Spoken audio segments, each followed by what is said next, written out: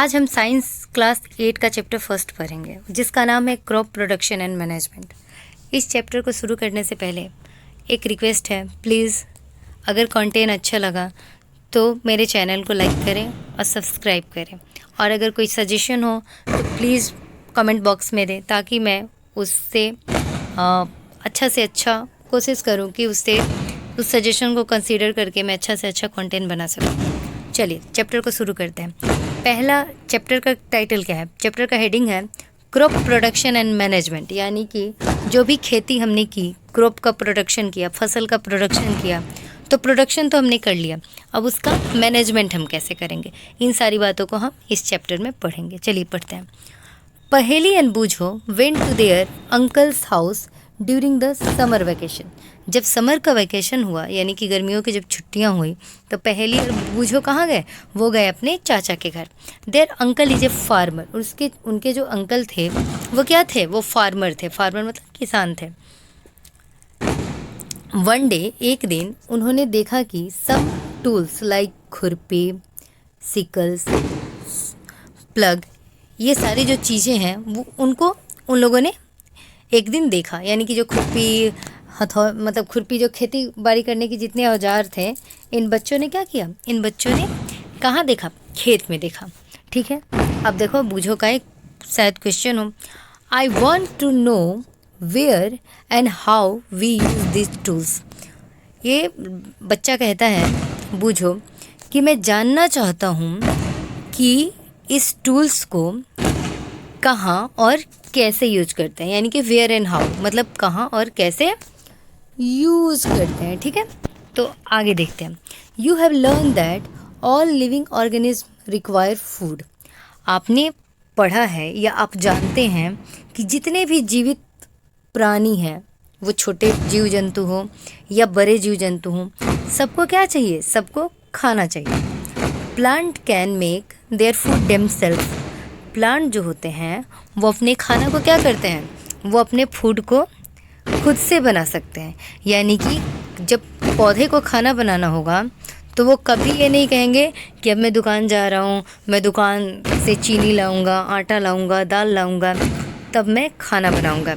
यानी कि जब प्लांट को खाना बनाना होगा तो वो अपने आप में बना लेंगे, यानी कि उन्हें कहीं से भी राशन वासन की ज़रूरत नहीं है। तो इसीलिए जबकि हम लोग ह्यूमन बीइंग, अगर हमें खाना बनाना होगा तो हमें जो जो चीज़ हमें चाहिए उसकी हम दूसरों पे डिपेंडेंट होते हैं। ठीक है, दूध के लिए दूध वाले पे, राशन के लिए राशन वाले पे, बर्तन के लिए बर्तन वाले पे, लेकिन पौधे के साथ ये सब दिक्कत नहीं है। Plant can make their food themself. Plant जो होता है अपना खाने का व्यवस्था खुद कर सकते हैं। Can you recall how green plant synthesize their own food. अब क्या आप याद कर सकते हो कि जो ग्रीन प्लांट होते हैं, यानी कि जो हरे भरे पौधे होते हैं, अपने खाने को कैसे बनाते हैं? चलिए, क्वेश्चन था। दूसरा क्वेश्चन है, animals including human can not make their own food. जो ह्यूमंस होते हैं वो अपना खाना खुद नहीं बना सकते। So where do animal get their food. तो एनिमल जो है वो अपना खाना कहाँ से लेंगे? जब ह्यूमन अपना खाना नहीं बना सकते तो फिर वो अपना खाना कहाँ से लेंगे? देखिए, but first of all why do we have to eat food. चलो, अब खाना वाना बनेगा नहीं बनेगा ये तो अलग बात है, लेकिन पहला क्वेश्चन ये एराइज होता है कि हमें क्यों ज़रूरत है खाना खाने की। ठीक है, हम क्या खाना नहीं खाएंगे तो हम जिंदा नहीं रह सकते? तो इस क्वेश्चन को यहाँ पे एड्रेस किया गया है कि लेकिन first of all why do we have to eat food, यानी कि हमें खाना खाने की क्या ज़रूरत है। ठीक है, उसके बाद अब चलते हैं आगे।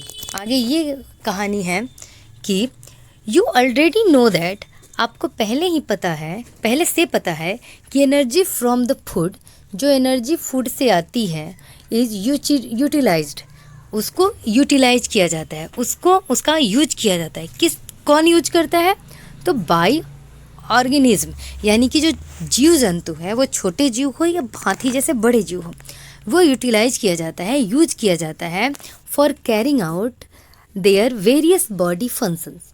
कह रहा है कि जो खाना हम खाते हैं और उससे जो एनर्जी हमें मिलती है वो वेरियस जो जो खाना हम खाते हैं और उस खाना खाएंगे तो क्या होगा, हमें एनर्जी मिलेगी।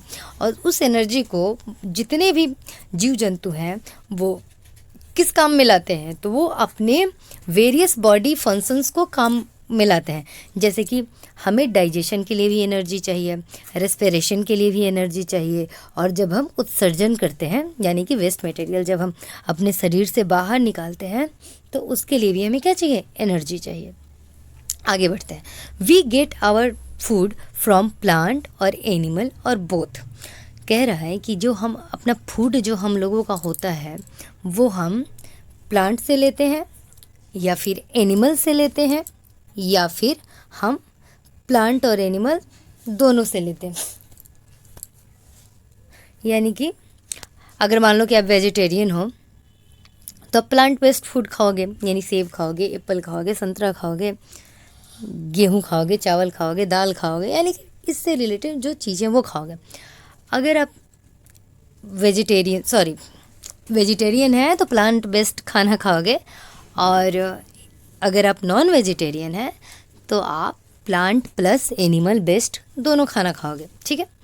और कोई कोई होता है कि खाली हो सकता है वो एनिमल बेस्ड ही खाली खाना खाता हो, तो जबकि हमारे सोसाइटी में क्या है, हम लोग बोथ खाते हैं, हम लोग प्लांट्स भी खाते हैं, एनिमल भी खाते हैं।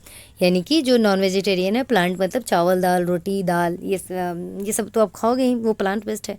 और एनिमल मतलब चिकन, मटन, ये सब चीज़ें, ठीक है। तो कहने का मतलब ये है कि आप खाना इसलिए खाते हो ताकि आपको एनर्जी मिले, और वो एनर्जी आपके ऑर्गेनिज्म के वेरियस काम जो भी आपके फंक्शंस हैं उसको परफॉर्म करने में वो एनर्जी काम है। जैसे कि आप सांस लेते हो, आपका खाना पचाने वाला काम है, ये सब कामों के लिए हमें एनर्जी चाहिए होती है, और एनर्जी हमको खाने से मिलती है। अब आते हैं अगला। Since we all need food, how can we provide food to a large number of people in our country. कह रहा है कि चूँकि हम सबको खाने की ज़रूरत है, तो हम इतनी बड़ी जनसंख्या जो एक देश में होती है, हमारे देश में है, उसको हम खाना कैसे प्रोवाइड करवाएंगे। मतलब कहने का मतलब ये है कि हमारी जनसंख्या इतनी बड़ी है तो हम इतनी करोड़ों जनसंख्या को खाना कैसे प्रोवाइड करवाएंगे। अब आते हैं, देखते हैं कि हम इसको खाना कैसे प्रोवाइड करवाएंगे। आते हैं, चलिए। अब तो पहली कहती है food has to be produced on a large scale. अब देखो, जितनी जनसंख्या है उतने लार्ज स्केल पे हमें क्या करना होगा, हमें फूड को प्रोड्यूस करना होगा। अगर हम फूड को लार्ज स्केल पे प्रोड्यूस नहीं करेंगे तो क्या होगा, हमारी आधी से अधिक जनसंख्या भूखे मर जाएगी। तो हमें जो फूड का प्रोडक्शन है, यानी कि बड़े ही बहुत मात्रा में हमें खाने के जितने प्लांट बेस्ड चीज़ें हैं उसका उत्पादन करना पड़ेगा, ठीक है। आते हैं, in order to provide food for a large population, हमें अपने लार्ज पॉपुलेशन के या जनसंख्या के लिए जो खाना प्रोवाइड करना है, रेगुलर प्रोडक्शन, यानी कि regular production, proper management and distribution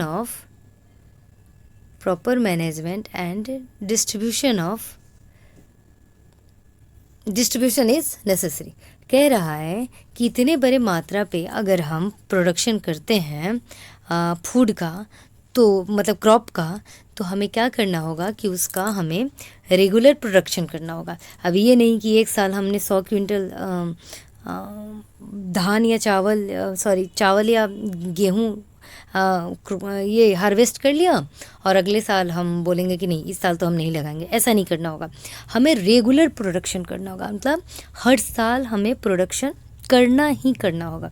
उसके बाद प्रॉपर मैनेजमेंट का मतलब ये हुआ कि हमने चलो हार्वेस्ट तो कर ली, अब हार्वेस्ट करके ऐसे ही कहीं फेंक दिए, मतलब कहीं गीले स्थान पे रख दिए, कहीं चूहे खा रहे हैं, कहीं पानी में सड़ रहा है, कहीं धूप में गल रहा है, मतलब इस तरीके की कुछ चीज़ें, तो उससे क्या होगी, हमारी हार्वेस्ट की हुई फसल बर्बाद हो जाएगी। तो हमें क्या करना है, हमें उसका प्रॉपर मैनेजमेंट करना है। चलो मैनेजमेंट हो गया, और उसके बाद हमें क्या करना है, डिस्ट्रीब्यूशन इज़ नेसेसरी। अब देखो, अब ऐसा ना हो कि मेरे घर में 100 क्विंटल चावल पड़ा हुआ है और दूसरे के घर में 1 किलो भी चावल नहीं है खाने के लिए। तो जो हमारा डिस्ट्रीब्यूशन होना चाहिए वो क्या होना चाहिए, वो प्रॉपर होना चाहिए। यानी कि आपको रेगुलर प्रोडक्शन तो करना ही है, जब आपने प्रोडक्शन कर लिया तो उसका रेगुलर आपको क्या करना है, प्रॉपर मैनेजमेंट करना है।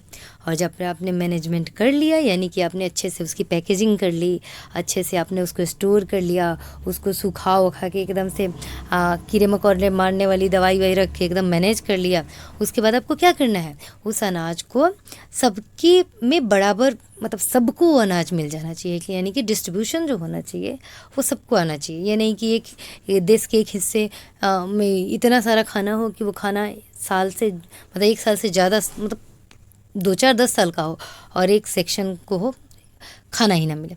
तो हमें डिस्ट्रीब्यूशन इक्वल करना चाहिए। अब आते हैं हम एग्रीकल्चरल प्रैक्टिस पे। ओके, अब देखो क्या कह रहा है कि खेतीबाड़ी की प्रैक्टिस कैसी हुई, मतलब शुरुआत कैसी हुई।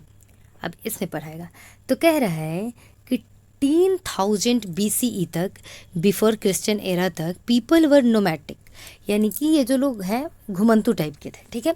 दे were wandering in groups from place to place in search of food and shelter. लोग क्या कहते थे कि ग्रुप में एक जगह से दूसरी जगह वो घूमते रहते थे। तो क्यों घूमते रहते थे, उनको शौक था क्या घूमने का? नहीं, उनको शौक नहीं था। वो घूमते थे अपने फूड और, कि मुझे कहीं खाना मिल जाए और मैं कहीं शेल्टर ले लूँ। शेल्टर मतलब जहाँ हम आराम कर सके, रह सकें, ठीक है। तो इस चक्कर में लोग क्या करते थे, घूमते रहते थे। दे एट, जो वो खाते थे वो क्या था, रॉ फ्रूट, यानी कि कच्चे फ्रूट होते थे और वेजिटेबल्स होते थे। आज आप क्या करते हो, आज आप जिसको मन करता है आप कच्चा खाते हो, सब्जियां लाते हो, मन करता है तो बढ़िया से एकदम उसको बढ़िया से बना के खाते हो, यानी कि फ्राई करके खाते हो। लेकिन पहले के लोग क्या करते थे, उनके पास ये ऑप्शन नहीं था, तो वो क्या करते थे कि वो उसको कच्चा ही खाते थे। एंड स्टार्टेड हंटिंग एनिमल, और वो एनिमल की क्या करने लगे, हंटिंग करने लगे, यानी कि वो एनिमल का शिकार करने लगे, जानवरों को मार के वो खाना शुरू किया। Later they could cultivate land and produce rice. बाद में धीरे धीरे वो उनको कल्टिवेट करने आ गया, कि अरे उनको धीरे धीरे पता चल गया, अरे बाप रे, हम तो क्या कर सकते हैं कि हम ज़मीन पे, जो ये ज़मीन ऐसे इतनी सारी ज़मीनें पड़ी हुई हैं, इस पे हम कल्टिवेट कर सकते हैं, यानी कि फसल उपजा सकते हैं। और क्या प्रोड्यूस कर सकते हैं, हम चावल प्रोड्यूस कर सकते हैं, गेहूँ प्रोड्यूस कर सकते हैं, और भी बहुत सारे अदर फूड क्रॉप्स हैं, उनको हम प्रोड्यूस कर सकते हैं। इस तरीके से एग्रीकल्चर वाज बॉर्न, यानी कि इस तरीके से खेती की शुरुआत हुई। मतलब 10,000 साल मतलब पहले, मतलब BCE में, यानी कि उधर 10 और इधर 2000। अब जो लोग, आप उतने साल पहले लोग क्या थे, नोमैडिक थे, यहाँ वहाँ घूमते रहते थे। क्यों घूमते थे, खाने के चक्कर में और शेल्टर के चक्कर में। बाद में उन लोगों ने धीरे धीरे कल्टीवेशन सीखा, और कल्टीवेशन सीख के उन्होंने राइस, गेहूँ, इस तरीके की चीज़ों को उपजाना शुरू किया, यानी कि हार्वेस्ट करना शुरू किया, और इस तरीके से एग्रीकल्चर की शुरुआत हो गई। अब हम आगे बढ़ते हैं। When plants of the same kind are cultivated at one place on a large scale is called crop। अब देखो, लोग पूछेगा कि क्रॉप क्या है। क्रॉप को आप हिंदी में फसल बोलते हो, ठीक है। तो फसल क्या है, तो फसल ये है बेटा कि जब आप बड़े स्तर पे, मतलब लार्ज स्केल पे, यानी कि बड़े स्तर पे आप एक ही जगह पे आप प्लांट को, और एक ही तरीके के प्लांट को, मतलब same kind of plant of same kind, मतलब कि आप एक ही जगह पे बड़े स्तर पे एक ही समान पौधे को बोते हो। अब ये नहीं कि एक पौधा गेहूं का लगा दिया, एक पौधा आपने धान का लगा दिया, एक पौधा मस्टर्ड का लगा दिया, एक अरहर का लगा, ऐसा नहीं। यानी कि मतलब बहुत बड़े ज़मीन के भाग पे, उस पे आपने अगर गेहूँ लगाना है तो गेहूँ ही लगाना है, अगर आपने चावल लगाना है तो चावल ही लगाया है, आपने अगर सरसों लगाना है तो सरसों ही लगाया है।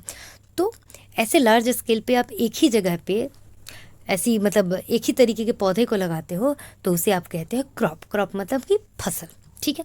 For example crop of wheat means that, जैसे कि गेहूं का क्रॉप का मतलब हुआ कि all the plants grown in a field are that of wheat, कि जितनी भी इस फील्ड में प्लांट ग्रो की गई हैं वो किस चीज़ की हैं, गेहूं की ही हैं। अब आते हैं, you already know that crop are of different type, कि जो क्रॉप्स होते हैं बेटा वो डिफरेंट तरीके के होते हैं। जैसे कि अनाज होंगे, सीरियल्स मतलब अनाज, वेजिटेबल मतलब सब्जियां, और फ्रूट्स। कहने का मतलब ये है कि हम जो फसल उगाते हैं ना बेटा, जो लगाते हैं, वो किस किस चीज़ की हम फसल उगाते हैं। हम कभी अनाज की फसल करते हैं, कभी हम वेजिटेबल्स की फसल करते हैं, और कभी हम फ्रूट की फसल करते हैं। These can be classified on the basis of the season in which they grow. हाँ, तो इसे तो हमने 3 कैटेगरी में कैटेगराइज कर दिया कि क्रॉप हमारी या तो सीरियल्स हो सकती हैं, फिर वेजिटेबल्स हो सकती हैं, फिर फ्रूट हो सकता है। लेकिन क्या हम इसे कभी भी लगा देंगे? नहीं, इसे हम सीजन के अनुसार, यानी कि सीजन कौन सा है, गर्मी का सीजन है, ठंडी का सीजन है, कि मतलब ना गर्मी है ना ठंडी है, इस तरीके का सीजन है, तो सीजन के बेसिस पे हम क्या करते हैं, उनको ग्रो करते हैं, यानी कि लगाते हैं, ठीक है। India is a vast country. India जो है ना वो बहुत बड़ा देश है। The climate condition like temperature, humidity and rainfall vary from one region to another.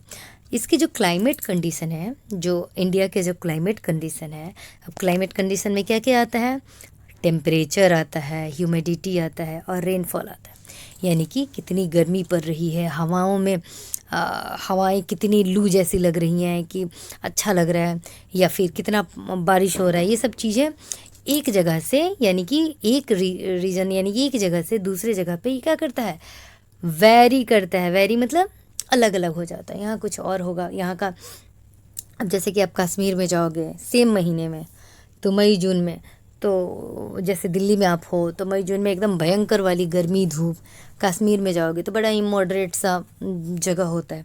तो मतलब ये रीजन टू रीजन आपका क्या होता है, वेरी करता है। अकॉर्डिंगली मतलब इसके अनुसार हम क्या कर सकते हैं कि there is a rich variety of crop grown in different part of the country. इस मौसम के अनुसार और सीजन के अनुसार और जगह के अनुसार हम बहुत सारी वैरायटी के फसलों को, क्रॉप को different part of the country क्या करते हैं, प्रोड्यूस करते हैं। अब मान लो कश्मीर में ठंड है तो आप ऐसे फसल को लगाओगे जो ठंड को सस्टेन कर सके। अगर मान लो कि बिहार में हम हर समय फ्लड आता है तो उस समय आप मतलब वैसे ही फसल लगाओगे जो थोड़ा पानी बर्दाश्त कर सके। तो आप जगह से मतलब रीजन टू रीजन आप क्या करोगे, फसल को आप मतलब आप अलग अलग तरीके के फसलों को लगाओगे। डिस्पाइट दिस डाइवर्सिटी, इस डाइवर्सिटी के बावजूद, डिस्पाइट का मतलब के बावजूद, दिस डाइवर्सिटी मतलब डिफरेंट, जो डिफरेंस होता है अलग अलग तरीके का। Despite this diversity two broad cropping pattern can be identify. देखो इतनी सारी डाइवर्सिटी है, लेकिन फिर भी हम क्रॉपिंग पैटर्न को 2 तरीक़ों से हम क्लासिफाइड करते हैं, ठीक है। पहला होता है हमारा खरीफ और दूसरा होता है हमारा रबी, ठीक है, ओके। अब खरीफ की बात करते हैं। The crop which are sown in the rainy season, ऐसा कोई भी फसल जो हम बरसात के मौसम में लगाएं उसको हम खरीफ क्रॉप कहते हैं, ठीक है। जो बरसात के सीजन में आप लगाओगे उसे आप खरीफ कहोगे। The rainy season in India is generally from June to September, और ये बरसात है इंडिया में हमारे कब से होता है, तो ये जून से लेके सितंबर तक होता है। और इसमें आप क्या क्या लगाते हो, तो आप लगाते हो पैडी यानी कि धान, मक्का, सोयाबीन, ग्राउंड नट और कॉटन, ठीक है। तो आप ये याद रखेंगे कि खरीफ क्रॉप कब लगाई जाती है, वो उसका ड्यूरेशन यानी कि कौन सा ड्यूरेशन होता है, मतलब जून टू सितंबर होता है, और क्या क्या लगाया जाता है, यानी कि पैडी, मेज, सोयाबीन, ग्राउंडनट है, कॉटन सॉरी। अब आते हैं रबी क्रॉप पे। The crop grown in the winter season. अब देखो जो खरीफ था उसको अपने रेनी सीजन में लगाया। अब खरीफ के बाद रबी आप कब लगा रहे हो? आप जाड़े के दिनों में लगा रहे हो, यानी कि जाड़े के दिन कब होते हैं? अक्टूबर से शुरू हो जाते हैं हमारे और मार्च तक इसको कंसीडर किया जाता है। तो अक्टूबर टू मार्च आप रबी क्रॉप को लगाते हो। जैसे कि इसके एग्जाम्पल्स हैं गेहूँ, ग्राम, पीज, मटर, मस्टर्ड और लिनसेट, ठीक है, सॉरी, और लिनसेट। ये सब चीज़ें, ये एग्जाम्पल्स प्लीज़ याद रखना क्योंकि एग्ज़ाम में पूछ सकता है। हाँ, बिसाइड्स दिस, इसके अलावा pulses and vegetables are grown during summer at many place. इसके अलावा जो दालें होती हैं और सब्जियां होती हैं, ठीक है, वो आपकी समर में बहुत सारे जगहों पे क्या किया जाता है? ग्रोन किया जाता है। और जब आप बड़े क्लासेज में जाओगे तो इसको हम कहते हैं जैद, ठीक है। ओके, आगे बढ़ते हैं। Basic practices of crop production. Okay, इसके अंदर देखो आप क्या पढ़ना है। Why paddy can not be grown in the winter season. ये बूझो पूछ रहा है कि जो पैडी है यानी कि जो धान है उसको हम जाड़े के मौसम में यानी कि विंटर सीजन में क्यों नहीं ग्रो कर सकते? तो पहेली कह रही है मतलब इसके सवाल का, बूझो के सवाल का पहेली जवाब दे रही है। Paddy require a lot of water, कि पैडी जो होता है बहुत पानी को कंज्यूम करता है, इसलिए it is grown only in the rainy season. अब देखो पैडी को पानी चाहिए, ठीक है, तो पानी कब होगा? जाड़े में थोड़ी होगा पानी होगा आपके रेनी सीजन में यानी कि बरसात के मौसम में। तो अब धान को पानी चाहिए तो बरसात में हम ठंडा में हम पानी कहाँ से उतना मतलब भयानक तरीके का करवाएंगे? तो पानी कब होता है? रेनी सीजन में होता है। और पैडी को पानी चाहिए इसीलिए हम उसको रेनी सीजन में ये बोते हैं, ग्रो करते हैं। Cultivation of crops involve several activities undertaken by farmers over a period of time. कह रहा है कि कल्टीवेशन जो होता है वो बहुत सारे एक्टिविटी जो फार्मर द्वारा किया जाता है एक पीरियड ऑफ टाइम में वो इवॉल्व होता है। यानी कि क्रॉप के कल्टीवेशन में बहुत सारी एक्टिविटी इन्वॉल्व होती है जो फार्मर एक निश्चित टाइम पीरियड में करता है, ठीक है। You may find that these activities are similar to those carried out by a gardener or even by you when you grow ornamental plant in your house. आपको you may find these activities similar, आपको ये activity जो किसान cropping के लिए कर रहा है और वही काम जब आप गार्डनर यानी कि कोई माली जो गार्डन में काम करते हैं वो, या आप जब आप ऑर्नामेंटल प्लांट्स को आप लगाते हो ना घर में, तो आप भी सेम वही एक्टिविटी करते हो। ऑर्नामेंटल प्लांट्स क्या होता है? जो किसी जगह की खूबसूरती को बढ़ाए, ठीक है। तो फार्मर का काम मतलब जो छोटे स्तर पे गार्डनर या हम ऑर्नामेंटल प्लांट्स लगाने में जो एक्टिविटी करते हैं हूबहू वैसी ही एक्टिविटी मिलती जुलती मतलब फार्मर्स भी करते हैं। दिस एक्टिविटी और टास्क आर रिफर्ड, इसको क्या रेफर करते हैं? बोलते हैं एग्रीकल्चरल प्रैक्टिसेज, और इसको हम बोलते हैं एग्रीकल्चरल प्रैक्टिस, ठीक है। अब देखो अब कौन कौन सी कल्चरल प्रैक्टिस है? ये है 1 2 3 4 5 6 7 7 है। याद रखना, इसको प्लीज़ याद रखना। पहले तो आप जाते जहाँ आपको मतलब कल्टीवेशन करना होगा, बोना होगा, वहाँ आप मिट्टी को प्रिपेयर करोगे, यानी कि बहुत दिन से मिट्टी ऐसे ही पड़ी हुई है तो आप उसी पे जाके बीज नहीं मतलब बो दोगे। पहले आप उसको क्या करोगे? उसकी जुताई करोगे, ठीक है, ताकि मिट्टी वहाँ पे लूज हो जाए, ऊपर की मिट्टी जो है नीचे चली जाए, नीचे की मतलब जो नमी वाली मिट्टी है ऊपर आ जाए और मिट्टी थोड़ी सी ढीली हो जाए, ठीक है, ताकि अगर आप उसमें उसके बाद बीज बो तो आराम से वो बीज मिट्टी के मतलब कुछ अंदर तक चला जाए। इसलिए हमें सॉइल को प्रिपेयर करना होता है। या फिर ऐसा भी होगा ना कि सॉइल में मान लो कुछ मैन्योर डालना हो, कुछ फर्टिलाइजर है, जो भी जैसे भी जो डाला जाता हो, हम उसको उसी समय डाल वाल के हम मिट्टी को क्या करेंगे? प्रिपेयर करेंगे। अब मिट्टी मैंने प्रिपेयर कर लिया, अब मैं क्या करूँगी? अब मैं सोइंग करूँगी। सोइंग का मतलब क्या होता है कि अब मैंने मिट्टी जो प्रिपेयर किया है, यानी कि जुताई करके उसमें मैन्योर वगैरह या उसके खरपतवार सब हटा वटा के एकदम से मिट्टी को मैंने लूज वूज करके एकदम बढ़िया बना दिया है। उसमें अब मैं क्या करूँगी, सोइंग करूँगी, यानी कि मैं सॉरी, उसमें मैं जो मुझे बोना होगा मैं उसके बीज डालूँगी। ठीक है, अब मैं बीज मैंने डाल दिया। तीसरा एक्टिविटी में क्या करूँगी, मैं उसमें मैन्योर और फर्टिलाइजर्स डालूँगी। यानी कि मैं क्या करूँगी कि मैं उसमें अगर मान लो कोई मेरी फसल है तो उसमें मैं क्या करूँगी, अब उसमें मैं मैन्योर यानी कि खाद या जो भी आर्टिफिशियल मैन्योर है उसको मैं डालूँगी, सिंथेटिक। उसके बाद मैं इरिगेशन करूँगी। इरिगेशन का मतलब मैं उसमें पौधे में मैं पानी डालूंगी, यानी कि मैं सिंचाई करवाऊंगी उस पौधे की। पांचवा काम मैं क्या करूँगी, प्रोटेक्टिंग फ्रॉम वीड्स। अब जो मैंने फसल बोया है उसके साथ हो सकता है कि कुछ अनवांटेड फसल भी आ जाए, तो मैं उन अनवांटेड फसलों को क्या करूँगी, हटवाऊंगी। ठीक है, तो वो क्या हो जाता है, अनवांटेड फसल इसलिए हटाया जाता है कि मान लो जो मैंने फसल बोया है उसके साथ वो भी फसल बड़े होंगे तो क्या होगा, जो जो खाद पानी मेन क्रॉप को चाहिए वो डिवाइड हो जाएगा मेन क्रॉप और विड्स में। तो जितना ग्रोथ मेन क्रॉप का होना चाहिए उतना नहीं हो पाएगा, तो हमारा जो हार्वेस्ट होगा वो कम रह जाएगा या मतलब उतना बढ़िया नहीं होगा।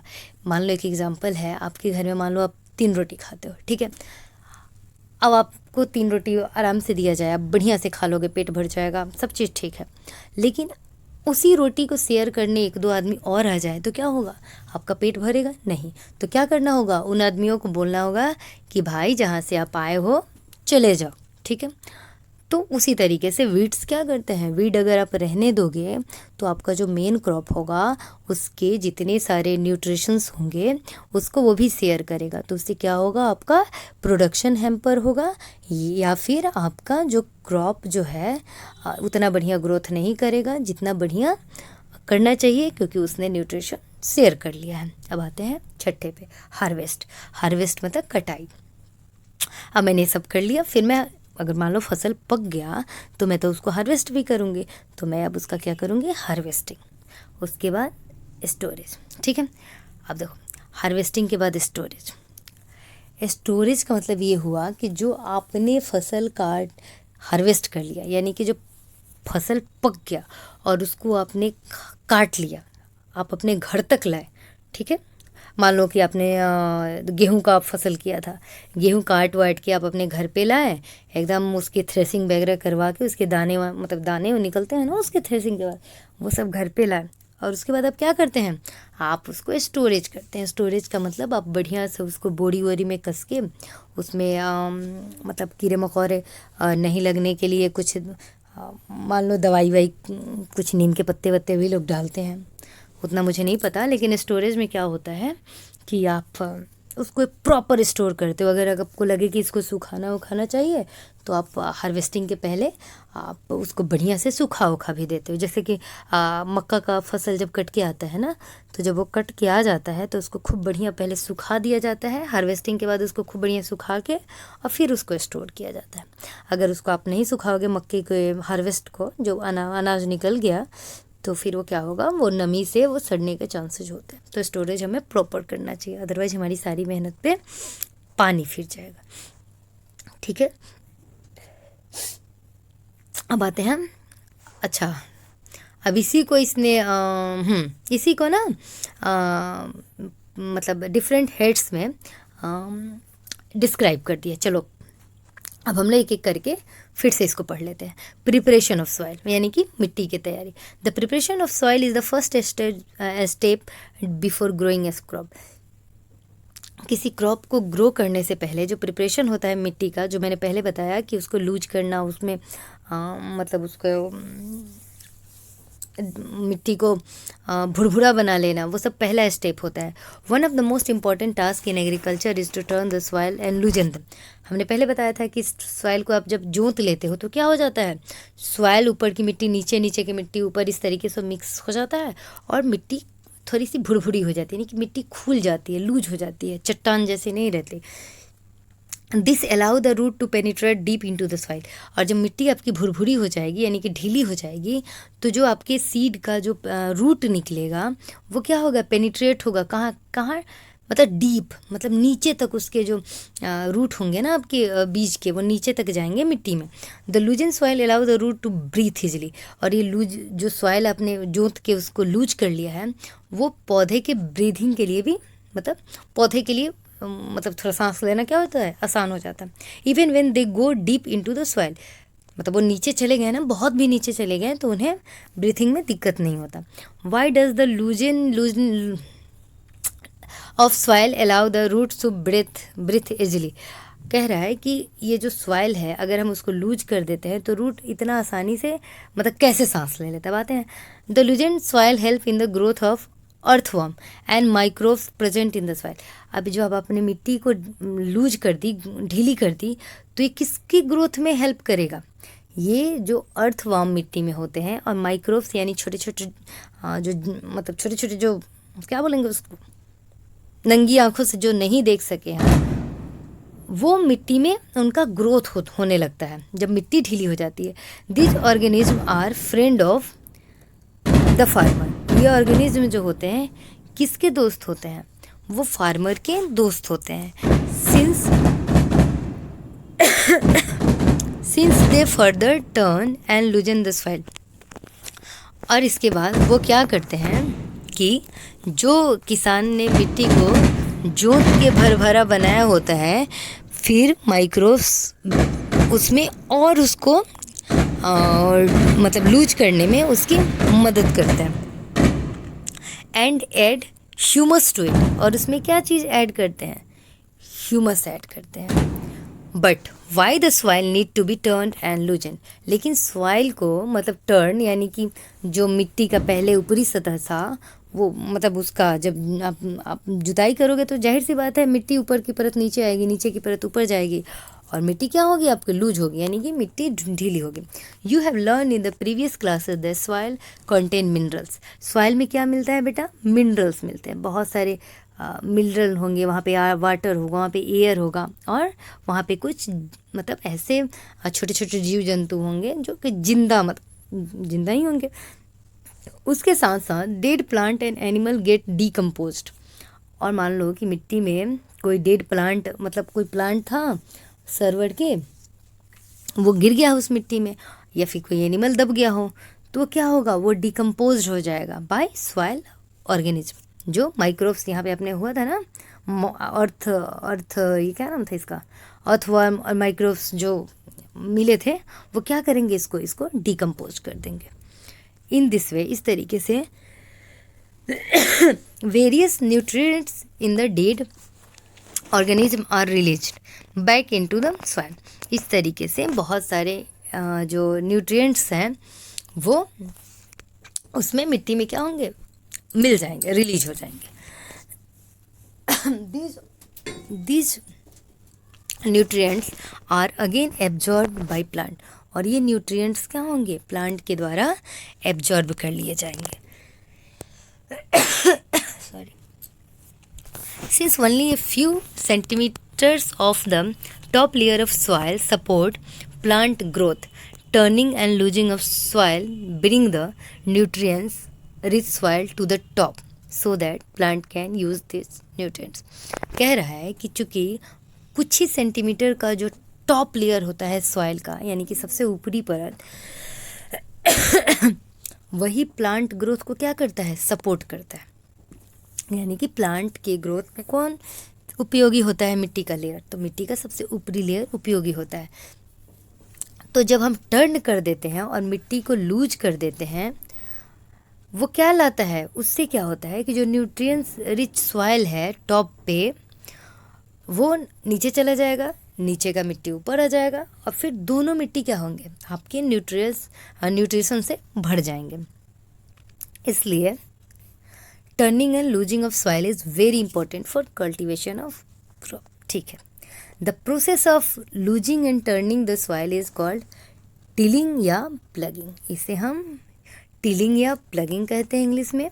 और जुताई बोलते हैं हम इसको, जोतना बोलते हैं हिंदी में। This is done by using A plug.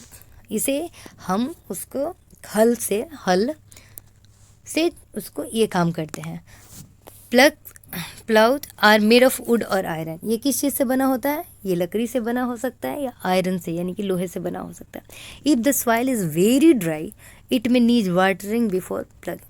कह रहा है कि अगर मिट्टी जो आपकी है ना बहुत बहुत दिनों से हो सकता है बारिश ना हुई हो या कोई भी कारण हो सकता है, अगर ऐसी बात होगी ना तो जो आपकी मिट्टी होगी बहुत ड्राई हो जाएगी। तो वैसे मिट्टी को प्लगिंग करने से पहले उसमें क्या करना पड़ता है?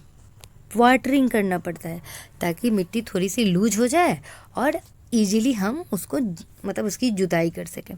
द प्लग्ड फील्ड में है big crumbs of soil called crumbs. अब देखो, जैसे ही आप क्या करोगे, जैसे ही आप मिट्टी को जोतोगे ना तो बड़े बड़े मिट्टी के टुकड़े क्या होंगे? आ जाएंगे। तो उन टुकड़ों को क्या कहते हैं? हम क्रम्स बोलते हैं। It is necessary to break this crumbs. और फिर इन क्रम्स को हमें क्या करना होता है? ब्रेक करना होता है, यानी कि तोड़ना होता है। और उसके बाद हम levelling the field is beneficial for sowing as well as for irrigation. अब देखो, इस बड़े बड़े मिट्टी के क्रम्स को आप जब तोड़ दोगे तो क्या हो जाएगा? फील्ड एक लेवल में हो जाएगा, ना कोई ऊंचा रहेगा ना नीचे, एकदम समतल बन जाएगा।